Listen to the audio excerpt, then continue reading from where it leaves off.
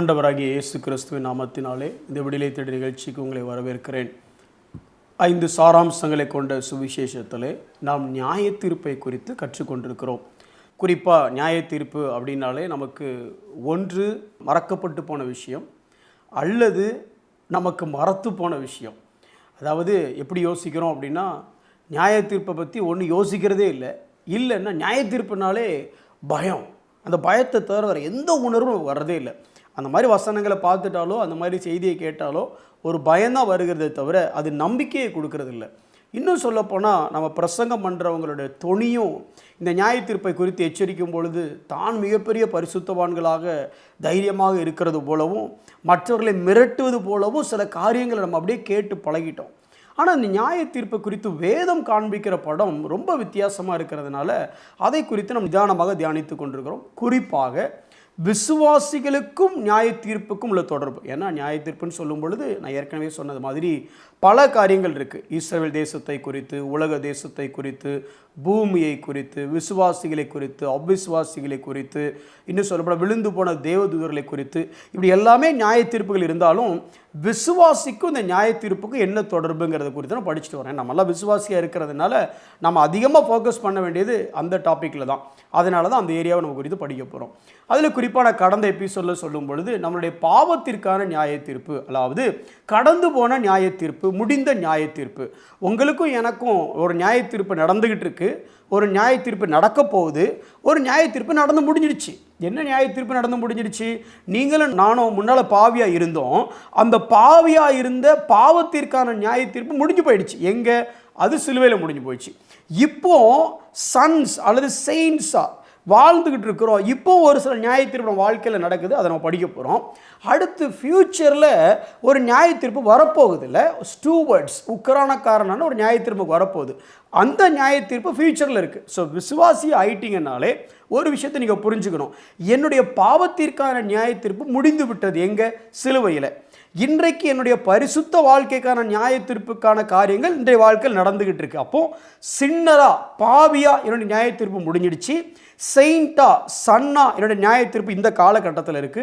ஸ்டூவர்டா உக்ரானக்காரனா அவருடைய வேலையை செய்கிறவனா அவருடைய ஒரு ரெப்ரசன்டேட்டிவ் அந்த உலகத்தில் இருக்கும் பொழுது அந்த காரியத்தை டீல் பண்ணுற நியாய தீர்ப்பு ஃபியூச்சரில் வரப்போகுது. இவ்வளோதான். எனக்கு நரகத்தை குறித்தோ இல்லை பாதாளத்தை குறித்தோ இல்லை நான் எங்கே போங்கிறது குறித்தோ என்ன எனக்கு வரக்கூடாது. இதுதான் நம்மளோட அப்ரோச். இதுதான் உங்களுக்கு புரிஞ்சிருக்கணும். இன்றைக்கி அதே காரியத்தை குறித்து திருப்பி ஒரு வசனத்தை நான் வாசிக்கிறேன் பாருங்களேன். இந்த நியாய தீர்ப்பு குறித்து நமக்கு நம்பிக்கை வரணும். எப்படி நம்பிக்கை வரணும்? ஒரு வசனத்தை நான் வாசிக்கிறேன். 1 தெசலோனிக்கர் 5வது அதிகாரம் 9வது வசனம். தேவன் நம்மை கோபாக்கினைக்கென்று நியமிக்காமல். அப்படின்னா என்ன ஆண்டவர் சூஸ் பண்ணது எதுக்கு அப்படின்னா, கோபாக்கினைக்கு நான் போகக்கூடாதுங்கிறக்காக தான் என்னை சூஸ் பண்ணார். என்ன ஆண்டவர் சூஸ் பண்ணது எதுக்குன்னா பரலோகத்துக்கு போகணுங்கிறத தான் சூஸ் பண்ணார். என்ன ஆண்டவர் நியமித்ததே ஆக்கினை தீர்ப்புக்கு நான் தப்பிக்கணுங்கிறபடி தான் நியமிச்சிருக்கிறார். அப்போது நியமித்தல், God has appointed me, God has chosen me, God has placed me. என்ன ஆண்டவர் இந்த இடத்துல இந்த திட்டத்தோட வச்சிருக்கிறதுக்கு காரணமே என்ன அப்படின்னா, கோபாக்கினைக்குள்ள போயிடக்கூடாதுண்டு. அப்படி ஆண்டவரை என்னை நியமிச்சிருக்க நான் திரும்ப திரும்ப வந்துட்டு கோபாக்கினைக்கு போயிடுவனோ ஆக்கினைக்குள்ளே போயிடுவனோ அப்படின்னு யோசிச்சிட்டே இருந்தேன்னா அந்த பயம் அர்த்தம் இல்லாத ஒரு பயம். இது ஒரு பயம். அந்த வசனம் தொடர்ந்து நீங்கள் பார்த்தீங்க அப்படின்னா, தேவன் நம்மை கோபாக்கினைக்கு என்று நியமிக்காமல் அப்போ எதுக்கு நியமித்தார்? நம்முடைய கர்த்தராகி இயேசு கிறிஸ்து மூலமாய் ரட்சிப்படைவதற்கென்று நியமித்தார். அப்படின்னு என்ன அர்த்தம் அப்படின்னா, நான் அந்த உலகத்தில் உங்களுக்கு புரியறதுக்காக சொல்கிறேன், உபதேசம் ஆக்கிறாதீங்க. நான் அந்த உலகத்தில் வந்ததே நரகத்துக்கு போகிறதுக்கு இல்லை, பரலோகத்துக்கு போகிறதுக்கு தான். இதை உடனே எடுத்துகிட்டு இதை மட்டும் கட் பண்ணி போட்டுறாதீங்க எங்கேயும். அந்த அர்த்தம் நான் சொல்ல வரல, செய்தியை முழுசாக கேளுங்க.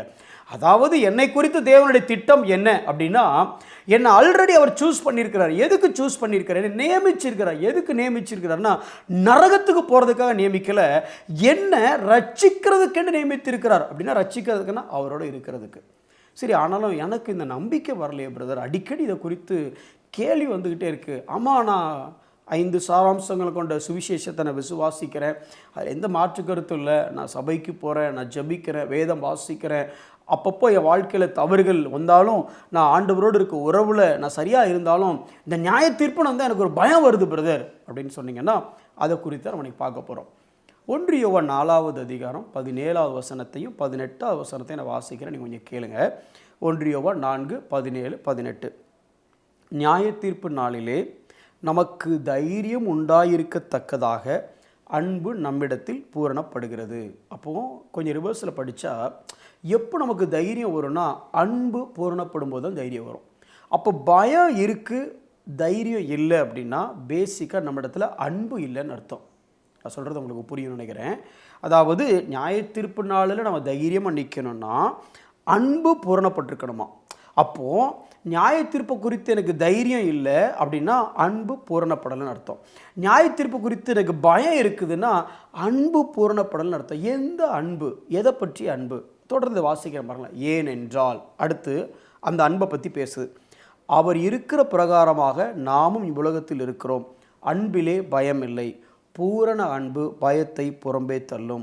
பயமானது வேதனையுள்ளது. பயப்படுகிறவன் அன்பில் பூரணப்பட்டவன் அல்ல. சரி, பூரண அன்பு தான் பயத்தை புறம்பே தள்ளுன்னு சொல்லுது. இந்த உலகத்தில் வேறு எங்கேயா பூரண அன்பு கிடைக்க வாய்ப்பு இருக்கா? Perfect love. இந்த உலகத்தில் காட் மட்டும்தான் பர்ஃபெக்ட். பூரணம் அப்படிங்கிற வார்த்தைக்கு அப்ளிகபிளாக இருக்கக்கூடிய ஒரே ஒரு என்டிட்டி, ஒரே ஒரு பர்சன், காட் மட்டும்தான். தேவனை தவிர யாரும் பூரணர் கிடையாது. இந்த பூரண அன்பை குறித்து விளக்கணும், நான் நேரம் இல்லாதனால வேகமாக நான் சொல்கிறேன். பூரண அன்புங்கிறது என்ன அப்படின்னா, இந்த உலகத்திலேயே பூரணமான அன்பு வச்சிருக்கிறவர் தேவன் மட்டும்தான். ஏன் அப்படின்னா வசனம் இப்படி சொல்லுது, அன்பு தேவனால் உண்டாயிருக்கிறது அப்படின்னு சொல்லுது.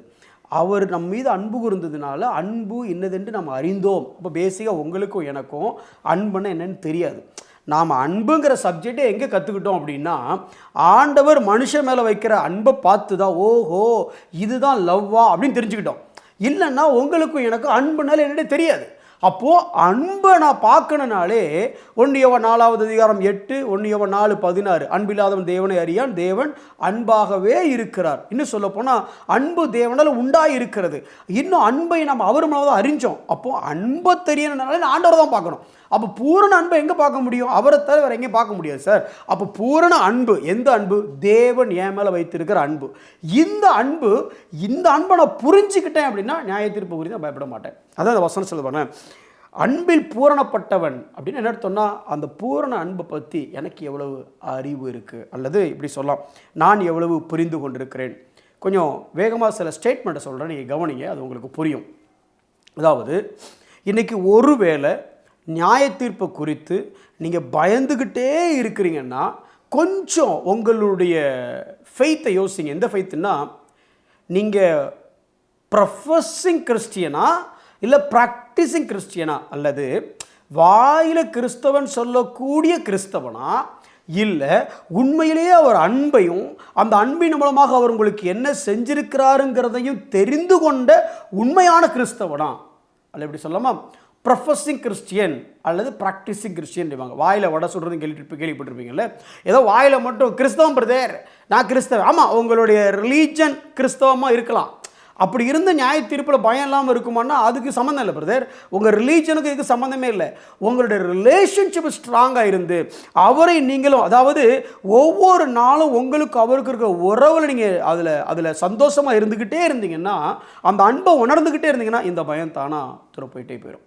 ஒருவேளை உங்களுக்கு நியாய தீர்ப்பு குறித்து ரொம்ப பயம் இருக்கா, உங்கள் விசுவாசத்தை செக் பண்ணுங்கள். நீங்கள் உண்மையிலே ஒரு பெயரளவில் கிறிஸ்தவனாக இருக்கிறீங்களா, இல்லை கிறிஸ்து உங்களுக்காக என்ன செய்தார் என்பதை உணர்ந்து அவர் உங்கள் மீது வைத்திருக்கிற அன்பை உணர்ந்து அந்த அன்பில் வளருகிறவங்களா இருக்கிறீங்களா?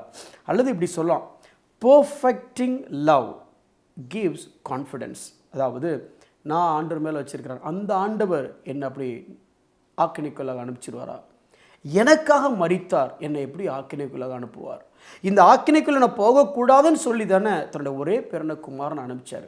அதுக்கப்புறம் என்னுடைய இந்த தவறுனால, இந்த காரியத்தினால என்னை நரகத்துக்கு தள்ளிடுவாரா?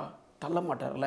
அப்போது இந்த கோபாக்கினிலிருந்து என்னை காப்பாற்றணுங்கிறதுக்காகத்தானே அவருடைய சொந்த குமாரனை நொறுக்க சித்தமானார். என் மேலே அவ்வளோ அன்பு வச்சுருந்தாரே, அவ்வளோ அன்பு வச்சிருக்கிறாரே, அவர் எப்படி நாங்கள் தள்ளுவார்? இந்த புரிதல் தான் உங்களுக்கு வேணும்னு சொல்லுவார். இந்த புரிதல் அதிகமாக அவர் மேலே நமக்குள்ள ரெவரன்ஷியல் ஃபியர் அதிகமாகுமே தவிர டார்மெண்டிங் ஃபியர் அதிகமாகாது. அது எப்படின்னா, இப்போ உங்கள் அப்பா வராங்க, வந்த உடனே நீங்கள் வாங்கப்பான்னு எந்திக்கிறீங்க. இது ஒரு ரெவரன்ஸ், அதாவது ஒரு மரியாதை நிமித்தமாக, அன்பு நிமித்தமாக. அதே இது ஒரு போலீஸ் ஆஃபீஸர் டக்குன்னு உள்ள வராரு, கன்னோட வராரு, இப்போ எந்திக்கிறீங்க. 2 எந்திரிச்சது தான். ஆனால் முதல்ல உங்கள் அப்பா வந்து எந்திரிச்சது பயத்தினால இல்லை, அது அன்பில் பூரணப்பட்டதுனால. இன்றைக்கி இவர் வந்த உடனே எந்திரிச்சது அன்புனால அல்ல, முழுக்க முழுக்க பயத்தினால. நீங்கள் தேவனை எப்படி பார்க்குறீங்க? அப்பாவை பார்க்குறீங்களா, போலீஸ் ஆஃபீஸரை பார்க்குறீங்களா? போலீஸ் ஆஃபீஸருக்கும் எனக்கும் உறவே கிடையாது, அவர் யாரோ நான் யாரோ. ஆனால் அப்பாவுக்கும் எனக்கும் உறவு இருக்குது. அந்த உறவில் நீங்கள் பலப்பட அந்த அன்பில் நீங்கள் மெச்சூர் ஆக ஆக உங்களுக்கு இந்த பயம் குறைந்து கொண்டே போகும். ஒரே ஒரு ஸ்டேட்மெண்ட் மட்டும் நான் சொல்லிவிட்டு முடிக்கிறேன். நீங்களும் நானும் ஒரு மகனாக தேவனை மதிக்கிறவங்களா நேசிக்கிறவங்களா இருக்கணும். நீங்களும் நானும் ஒரு கைதியாக தேவனை கண்டு பயப்படுறவர்களாக இருக்கக்கூடாது. திருப்பி சொல்கிறேன், நீங்களும் நானும் ஒரு பிள்ளையாக தேவனை நேசிக்கிறவங்களா மதிக்கிறவங்களா இருக்கணுமே தவிர, நீங்களும் நானும் ஒரு கைதியாக அவரை கண்டு நடுங்கிறவங்களா இருக்கக்கூடாது. அப்படி இருந்தீங்கன்னா இது தேவனுடைய அன்பை நீங்கள் இன்னும் புரிந்து கொள்ளலன்னு அர்த்தம். Try to understand God's love. அவர் எவ்வளவா என் மீது அன்பு கூர்ந்தார் என்பதை நினைக்க அந்த அன்பில் வளர இந்த நியாய தீர்ப்பை குறித்த பயம் உங்களை விட்டு விலகும். ஒருவேளை அந்த அன்பை உங்களால் நினச்சி பார்க்க முடியல, அந்த அன்பு உங்களுக்குள்ளே எந்த உணர்வையும் கொடுக்கல அப்படின்னா நீங்கள் கொஞ்சம் யோசிங்க. நீங்கள் இன்னும் கல்வாரியை உண்மையிலே புரிந்து கொள்ளலை, உங்களுக்கும் தேவனுக்கும் இடையில் உறவு இருக்காங்கிறத நீங்கள் யோசிச்சு பாருங்கள். கண்களை மூடி நாம் செபிப்போம். அன்புள்ள ஆண்டவரே, எங்களுக்கு ஏற்பட வேண்டிய ஆக்கினை தீர்ப்பை உம்முடைய ஒரே குமாரன் மீது நீர் சுமத்தினீர். எங்கள் மீது காட்ட வேண்டிய கோபாக்கினையை உமது சொந்த குமாரன் என்றும் பாராமல் அவர் மீது காட்டினீர். ஆண்டவரே, அவர் இவ்வளவாய் அன்பு கூர்ந்தார். யாருக்காக? யார் மீது? எனக்காக, எங்களுக்காக, எங்கள் மீது. எங்களுக்கு இருக்கிற நம்பிக்கை, the confidence that we have just based on this love alone, Father.